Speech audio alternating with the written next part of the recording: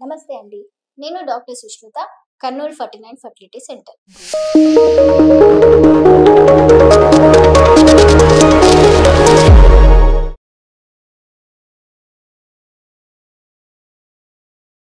పల్లెటూరులో చాలా వరకు కొంచెము అమ్మాయిలైనా, అబ్బాయిలైనా చిన్న వయసులోనే అది బామద నుంచో, తల్లిదండ్రుల నుంచో ఒక గుట్కా తినే అలవాటు, అబ్బాయిలలో బీడీ తాగే అలవాట్లు ఎక్కువ చూస్తూ ఉంటామనమాట.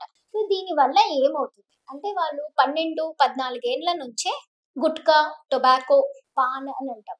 ఇంకోటేంటి అంటే అవి తినడం వల్ల ఏమవుతుందంటే పళ్ళకి, దవడలకి క్యాన్సర్ ఎలా ఉంటుందో దీంతో పాటే ఆడవాళ్ళలో అండాశయాలలో అండాలకి కూడా ఎఫెక్ట్ పడుతుంది. అదేంటంటే అదొక పాయిజన్ లాగా స్ప్రెడ్ అయిపోయి మనలో బాడీలో రక్తంలోని ఇంకుపోయి కావాల్సినది ఏదైతే ప్యూర్ బ్లడ్ రావాల్సింది ఉందో అదంతా డిస్టర్బ్ అయిపోయి ఆ అండాశయాలలో అండాల కౌంట్ కూడా తగ్గిపోతుందన్నమాట.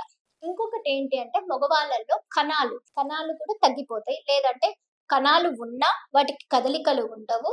లేదా క్వాలిటీ అనేది ఉండదన్నమాట. సో, చాలా వరకు అలాంటి సిట్యుయేషన్స్‌లలో తెలిసినంత వరకు వాళ్ళకి ఇలాంటి అలవాట్లేమన్నా ఉంటే మాత్రం వాటికి దూరంగా ఉండి కనీసం ఒక 6 నెలల లోపల మంచిగా క్లియర్‌గా ఇలాంటి అలవాట్లన్నీ మానుకొని మంచి ఫుడ్, మంచి ఎక్సర్‌సైజ్ లేకపోతే వాళ్ళు చేసుకోవాల్సిన పనులను వాళ్ళు చేసుకొని, తీసుకునే ఆహారం మంచి ఆహారం తీసుకుంటే మాత్రం ఇలాంటి దాన్లలో తొందరగా అంటే ఇప్పుడు 20 ఏండ్ల లోపల ఇప్పుడు 5 ఏండ్లు, 6 ఏండ్లు తిన్న వాళ్ళు 5 ఏండ్లు, 6 ఏండ్ల తర్వాత ఆపేస్తే మాత్రం ఆహ్, కొంచెం అంటే డిఫరెన్సెస్ అనేది చూసుకోవచ్చు.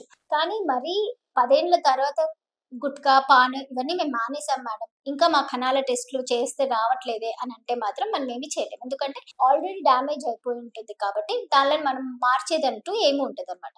సో, అందుకని మనం తీసుకునే ఆహారం కూడా చాలా ఇంపార్టెంట్ అన్నమాట. థాంక్ యూ అండి.